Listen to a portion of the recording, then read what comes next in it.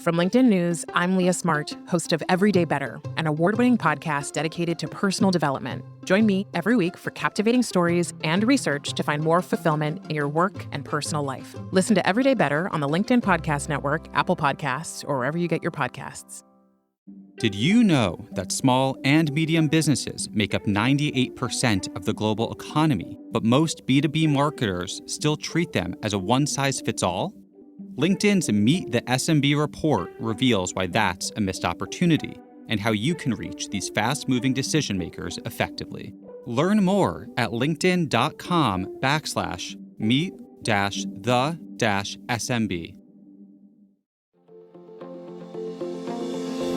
Hello, my friends, and welcome to another exciting episode of Negotiate Anything. This show is produced by the American Negotiation Institute, and with over 5 million downloads and listeners in over 180 countries, listeners just like you have made this the #1 negotiation podcast in the world. Hi, my name is Kwame Christian, and I am the founder and CEO of the American Negotiation Institute.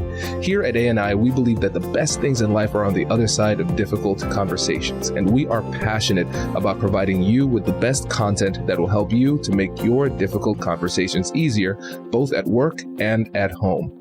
Lastly, I want to remind you that we offer consulting and conduct trainings, both virtually and in person, all around the world. Our focus is in 3 main areas. First, negotiation and conflict resolution. Second, leadership. And lastly, diversity, equity, and inclusion. Check the link in the description below to learn more about how we could work with you and your team. And now, without further ado, let's jump into the interview.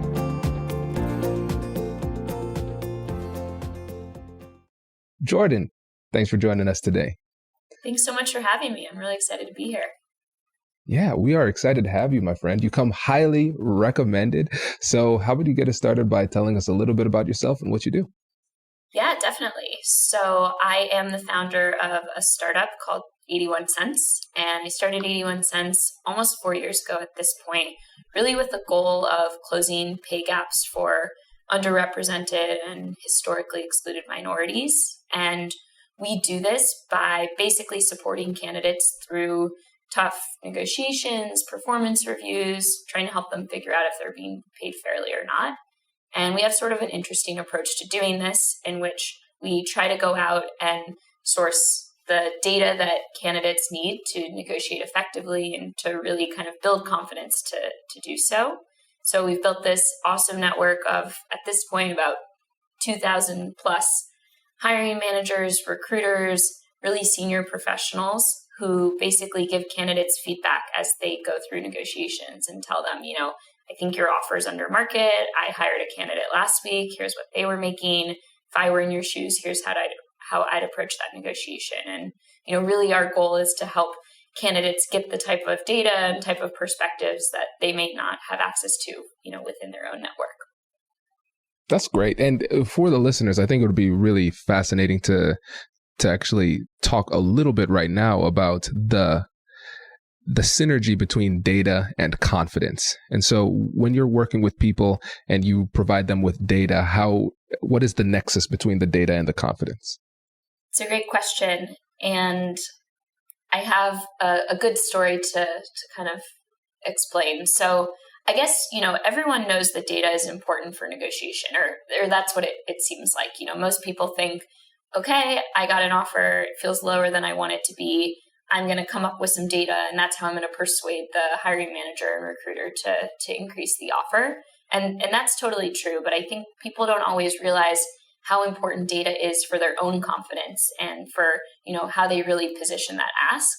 So a few years ago, we worked with a candidate named Christine, and she came to us. She was a data scientist, came to us feeling pretty sure that she was being underpaid, and she was frustrated. She'd been doing great work. She'd taken on, more of a management role. She was getting great feedback, hitting all of her, metrics and OKRs and things like that. But her pay hadn't really shifted in a couple of years. And so she came to us feeling a little frustrated, and she was thinking of having a conversation with her manager. So we took her compensation and kind of a description of who she was and her background, and we sent it out to our network of advisors. And for Christine, we got feedback from about 11 different data scientists, hiring managers in her field, recruiters who focus on data science, and all 11 of them said she was being underpaid by about 20%. And they thought that she could easily earn more elsewhere. She'd been doing such great work. One of them even said, like, I'm hiring for roles on my team. I'd love to interview you. I think you'd be an awesome fit. So suddenly Christine went from being a little frustrated and, thinking of having a conversation to pissed. She was now sure she was being underpaid, and that totally transformed the way she thought about what to do next. Within a few days, she had scheduled time to meet with her manager, made a really compelling case for why she was being underpaid using the data that we sourced for her. Her manager, was scared to lose her and was like, I'm going to get this fixed. Give me a few days. Then a couple of days came back and had found, 10 or 15,000 more dollars for her, like a pretty substantial increase. But she knew she was being underpaid by a lot more than that. And so she started reaching out to recruiters and applying for roles. And within a few weeks, had a bunch of interviews lined up, interviewed, got a job, and ended up accepting an offer that put her at $80,000 more than she had been making, and actually a level up. And she was now going to be at her manager's level at a different organization. And so I think that's to me the power of data, is it totally transformed how she thought about herself, how she thought about her market value, and then what she decided to do next. And it's not to say that she couldn't have made a case for more. It sounds like she was doing great work. I think she would have gotten a raise, but that certainty that she was being underpaid and that certainty that she wasn't being fully valued, I think that's, something that really only something like data can show you. What a great example. I got chills as you were saying that. $80,000 on top of her salary, like in addition, that's wild. That's wild. But it also shows a couple of things. First of all, these big companies act broke. And then they magically find money quite frequently, which is interesting. But also it talks, I like the term that you used, which was certainty. Humans psychologically crave certainty, but in this complex and chaotic world, it's so rare that we get it. And when we're thinking about our career, this is something that's important to us. It's important to us, not just financially, but in terms of status, in terms of prestige, in terms of feelings of appreciation and acknowledgement. It's really tied to us, not just financially, but also emotionally too. And so there's a lack of certainty that comes with any types of negotiation, because you can control what's in your control, but you can't control their decision making. And so it seems very risky. I have this thing that I care about. I don't want to risk losing it. And what it sounds like is that a major part of the confidence, like you said, comes from certainty. I don't know whether or not I can get more. And now you make it very, very clear. Yes, I am certain I can get a lot more, if not with this particular company, with another company too. Absolutely. And I think, what you were saying kind of reminds me of this idea of, you can either view negotiating through a lens of scarcity of, oh my gosh, if they don't say yes, I don't know what I'll do. Or if I don't get more, I don't know what I'll do. Or, oh my gosh, they probably don't have any more to give me. Or you can view it through, more of a lens of abundance, really. And just Christine, in this example, really believed that she deserved more. And if it wasn't going to come from her current employer, she was certain it was going to come from somewhere else. And I think that confidence really shone through, both in her conversations with her manager and then also in interviews with new potential employers as well. Yeah. Oh, that's great. That is great. And it also gives us an opportunity to segue very smoothly into the concept of this episode, which is negotiation network effects, or network effects in negotiation. And listeners, I want you to know that you are in for a treat, because this is a Jordan Sale special. We are at 500 plus episodes, and I've read a lot of negotiation books, and never have I heard of this concept. So this is really big. So Jordan, please share your thought leadership with us. What are we talking about when we're talking about networking, network effects in negotiation? Definitely. And I appreciate you helping me, brand this concept. But I think one thing I've realized, and part of the reason why I started 81 Cents, was because I noticed that the way you negotiate is a direct, reflection or representation of who you get negotiation advice from. So what I mean by that is, there's so much nuance and specificity that comes into play in negotiations, depending on kind of who you are, what type of roles you're applying for, what type of work you're doing. Nonprofits negotiate really differently than startups, who negotiate really differently than, Fortune 500 or big tech companies. And if you're getting advice from someone who doesn't have experience in the field and function and industry that you're working in, I can almost guarantee you that you are missing a competitive advantage. There is so much power, I think, that comes from really having, domain expertise and really understanding the nuances of kind of the field you're going into, that if you don't talk to people in that field, you're certainly leaving money on the table. So I think a really good example of this comes with thinking about early stage startups. One of the most common types of compensation you'll get at an early stage startup is stock or equity. And this is not compensation that you'll get necessarily if you work at a nonprofit. You probably won't get it if you work at a Fortune 500 company, maybe. And if you work at a larger tech company, you'll probably get it, but it'll look really different and it will have really different implications for your compensation. So as I thought, as I went into my first role at an early stage startup, I talked to the best people, in my life for negotiating advice. And those were, my parents and uncles, some previous business mentors. And unfortunately, none of them really had startup experience. And so while they gave me really excellent advice, they helped me build up my confidence. They helped me make a case. They helped me not second guess myself and kind of move through some of my imposter syndrome. None of them understood sort of the nuts and bolts of what early stage startup equity meant. And so as a result, I didn't ask for it. And I didn't know that I should ask for it, that I should understand it, that I should, figure out what it meant.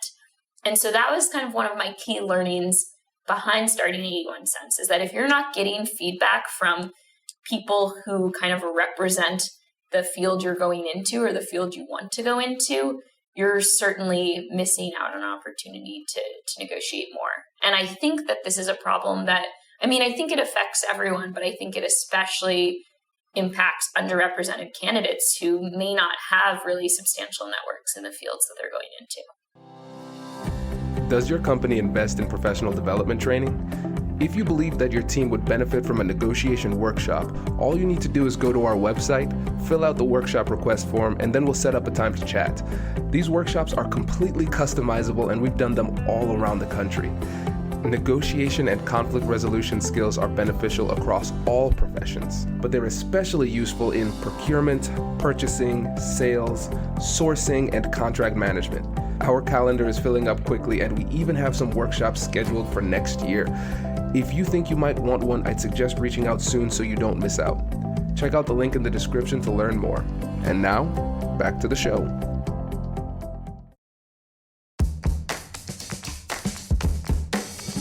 Hey you, I'm Andrew Seaman. Do you want a new job? Or do you want to move forward in your career? Well, you should listen to my weekly show called Get Hired with Andrew Seaman. We talk about it all, and it's waiting for you, yes you, wherever you get your podcasts.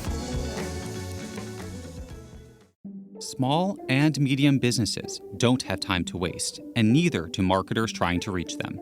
On LinkedIn, more SMB decision makers are actively looking for new solutions to help them grow, whether it's software or financial services. Our Meet the SMB report breaks down how these businesses buy and what really influences their choices. Learn more at linkedin.com/meet-the-SMB. That's linkedin.com/meet-the-SMB. Absolutely. Yeah.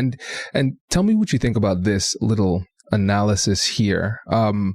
When I think about culture, we have a negotiation expert on our team who does trainings, Mark Davis, and the way he defines culture is really interesting. He says it's a simple way to think about it is just the way we do things. That is your culture. And you can think about it as a macro sense, country to country, those type of things. But on a more micro sense, even within a company, there are different departments with different cultures. And when we think about the network that we have, there's going to be a culture within that network. And so let's think about a negotiation culture within that network. So if you're, like, for example, at a nonprofit, the culture of negotiation, like you said, is going to be very different. But if you're a minority and you're a first generation college student, something like that, your culture of negotiation is going to be very different. So if you come from a life of privilege, you are expected to do very well. Your family has a certain expectation for how much revenue you're supposed to bring in. And then you might say, hey, I got this salary. It's $150,000. And they might say, no, it's not. Oh, you need to do better. You better go back and ask, right? But then if you're a first generation college student, $150,000 might be like 3 times the household income that you grew up in. And so the people might say, hey, what's your salary? 150. Oh my gosh, you better not do anything to mess that up. You said you were thinking about negotiating. They might get mad. Don't do that. And so the culture of negotiation is going to be very different, and it's going to have an impact on the way that you approach these difficult conversations. You're totally right. And I've heard so many stories from candidates of kind of those cultural differences showing up for them. You know, some candidates saying, yeah, I told my parents what I was being offered and their jaw dropped because it was 2 times as much as they ever earned. And so when I told them I wanted to negotiate, they said, you better be careful. You don't want that taken away from you. Versus other people, you know, if their whole network is earning significantly more than them, then suddenly they feel as if their $150K offer is low. And you know what it kind of reminds me of is that negotiation concept of anchoring, right? Whoever your models are, whatever numbers you see, that's going to kind of inform how you are responding to something. So if your anchors, so to speak, are lower pay or a certain type of compensation, then that's what you're going to be focused on. Versus if your anchors are higher or even just like representative of the type of compensation in that field or at that company or in that industry, then that's how you're going to think, interpret the offer. Oh, this is great. And yes, I love the concept of anchoring. That was one of my favorite episodes in 2017 that we did, just a full breakdown of the psychology of anchoring. And now that you break it down in that way, it's getting really interesting because it's like a meta anchoring, right? The anchor behind the anchor, right? So coming into a negotiation, the anchor is the aggressive request that we make at the beginning, understanding that the other side might negotiate it down. But then we have to think about the anchor that is already in our own minds that informs the anchor that we decide to make or not make, right? Which is really interesting. Right. How are we anchoring ourselves, or how is the way we grew up anchoring us before we even start interviewing for a job or start talking numbers? Yeah, this is great. This is great. Now, let's say this. So we know one path to get this, and people should take advantage of that. There's a link in the description. 81 cents essentially provides you with that network that you need to gather the data. Now, if people, let's say they don't have time or whatever it happens to be, they might say, how do I create these networking effects in my negotiations just organically by myself? What advice would you give? How do they start?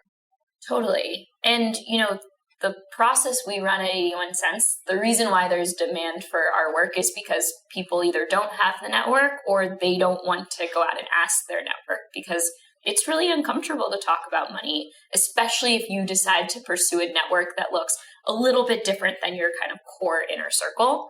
But at the end of the day, a lot of us do have access to people who are kind of representative of the right people to be talking to. And so if you're a totally extroverted person and that feels comfortable for you, by all means, go out and try to build your own network or kind of harvest it in that way.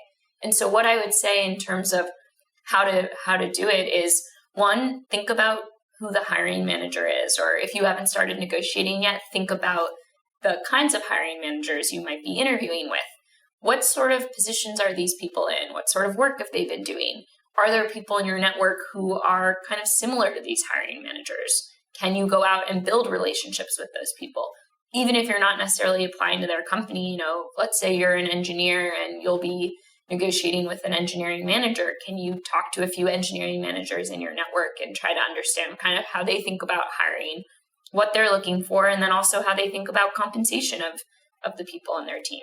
That's one thing that can be really helpful. Another consideration is kind of think about what your network looks like. And I really do mean this in terms of age, gender, and race.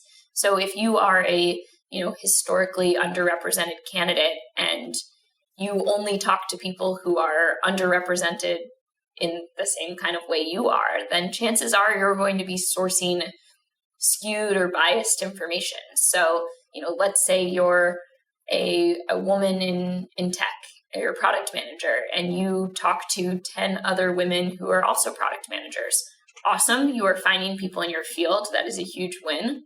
However, you're talking to people who have been historically underpaid by, close to 20%. So if you're getting numbers just from other women product managers, then you are probably getting numbers that might be lower than those that you would get if you talk to male or, people who identify differently in your field.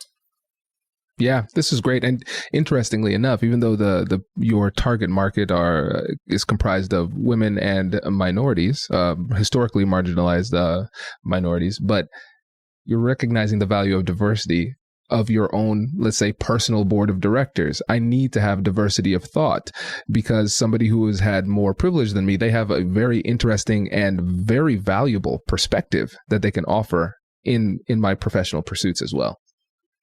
Absolutely. I think both are super important. It's important to talk to people who've had similar experiences as yours because, at the end of the day, there is bias in this process, and understanding, how should I be thinking about navigating a negotiation as a woman of color, that is important context to have. And then it is also important to have the context of how do people who look differently than me think about negotiating? What am I missing by not kind of pushing myself to get outside of my network, either in terms of the advice I'm being given or, something as straightforward as the numbers. I might be getting lower numbers if I'm talking to other people who have been, excluded in the way I may have been. Absolutely. And if we extrapolate this idea of network effects in negotiation and apply it to other areas of the business world, we can see how could be value there too, because you're learning from other people as well. So a lot of our clients are in the procurement world doing procurement negotiations. And I think about it in terms of like cross training. You might have an athlete who plays tennis, but they get value from playing basketball. The footwork is somewhat similar in the lateral movement. Okay, cool. So I'm going to do that. It's a fun way to change the way that I think and approach it, but it also improves my game in tennis. And so when it comes to the negotiation trainings that we've done, it's been cool to see how some strategies from different fields, different industries can be applied to new industries to create new creative and innovative negotiation strategies too. So it sounds like this same concept would be really valuable in other fields, so you can also get the benefit and improve your negotiation process and as you learn from other people.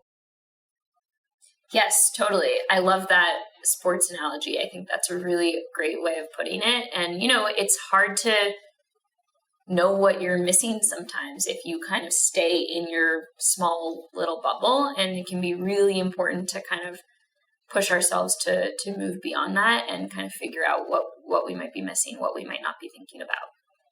Especially, yes. With something as emotional as a negotiation too. When you're negotiating for your own compensation, that is loaded. This is, your livelihood. It's how a lot of people are thinking about providing for their family, how people are thinking about paying down debt. There's a lot of us tie our identity and our sense of value in ourselves to what we're paid, which is, a whole other topic we could get into. But having people who are not in that with you in the same way and who may really not be as emotionally invested in you, I think can be really helpful for kind of bringing in a different sense of perspective and for just being a little bit more rational. Absolutely. Absolutely. And that ties really well with the going back to what we discussed with confidence too, right? And I think we glossed over it as if it was understood. But for the listeners, again, I think it's important to revisit this. Understanding the value of confidence. Why is that a necessary part of the equation?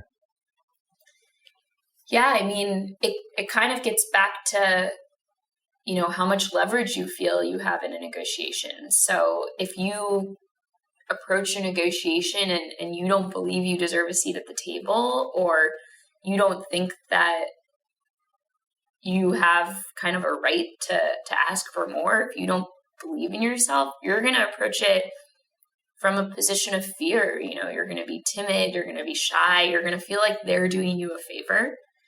However, if you have a really strong sense of self, if you're really solid in who you are and believe in your value and what you bring to the table, you're just going to approach it really differently. It's not going to become something where you feel like you're begging them to give you more money or to give you that job. You're going to believe that you have a lot to bring to the table and they'd be lucky to have you. And that just really is going to change the way you ask, the way you think about asking, even the way you interview, right? If you understand your worth and your value, you're going to talk about yourself differently. And it's just going to kind of transform the whole process and the outcomes you see. And, building confidence, it's one of those intangibles that it's just really hard to do because it gets really personal. It gets to, what messages were you taught about yourself as a kid? What did society teach you and tell you? And what have your past experiences been? And, unfortunately, I think when negotiation is one of the places where being confident pays off the most, but being confident isn't necessarily something you can do overnight. There are quick fixes, but they're Band-Aids, And so I think probably one of the best things you could do to become a great negotiator would be to spend a year of your life just trying to be more confident.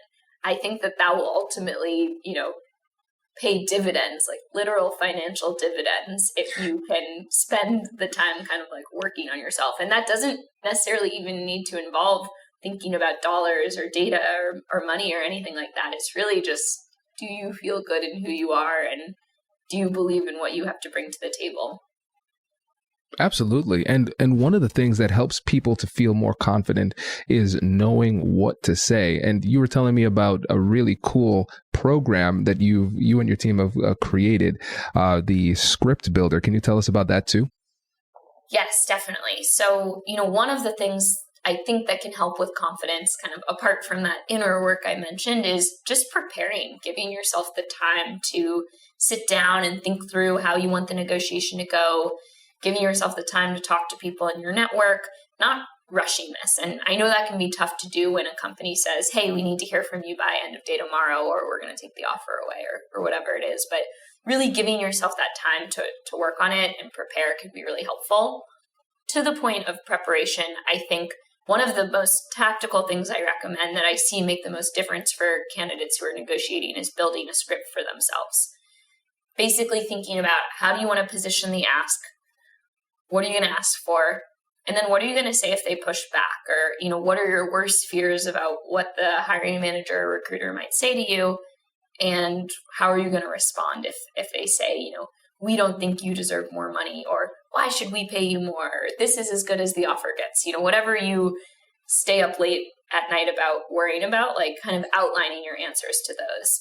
And, as much, I spent like 3 years telling people to write scripts, and very often people wouldn't do it. And to me, it's just so obvious that it's helpful, but it can often be hard to get started on these things, even if we know that they're good for us.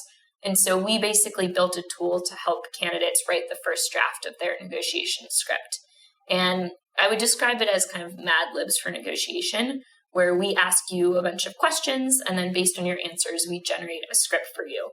The idea is not that you should never read this script before you negotiate. The idea is, we're trying to get you 80% of the way there. We're trying to get something down on paper for you, and then you take it kind of the final 20% and make it your own.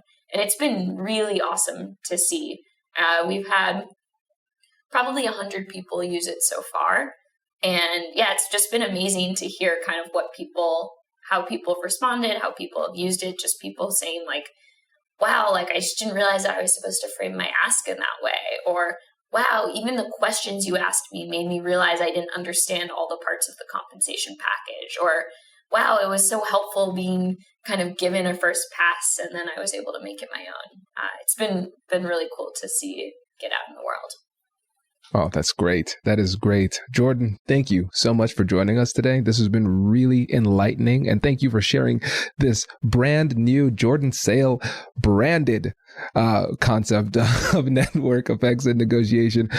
Before you go, can you let the listeners know again about the company and how they can get in touch with you? Yes, definitely. So we are 81 Cents, and we provide salary negotiation support for underrepresented candidates. And as part of that, we've built this really amazing network of hiring managers and recruiters who are, there to support candidates through tough negotiations. And that's because we really believe in this idea that, you only negotiate as effectively as the people who give you advice on how to do it. And so you can check us out at 81cents.com. And yeah, I'd love to hear from you, and thanks for the opportunity. My pleasure. Thanks again for coming on. Really appreciate it. Congratulations! You've just joined an elite club. By listening to a full episode, you're now officially on the Negotiate Anything team. So welcome aboard. What most team members do is they subscribe to the podcast because that allows them to automatically get the latest episodes of the show. The best things in life lie on the other side of difficult conversations. Keep learning, keep practicing, and keep getting better. Your relationships will improve, your career will soar, and you'll have the confidence you need to get the most out of these crucial conversations. Again, thank you for joining the team. We're excited to have you, and I will see you in the next episode. I'll catch you later.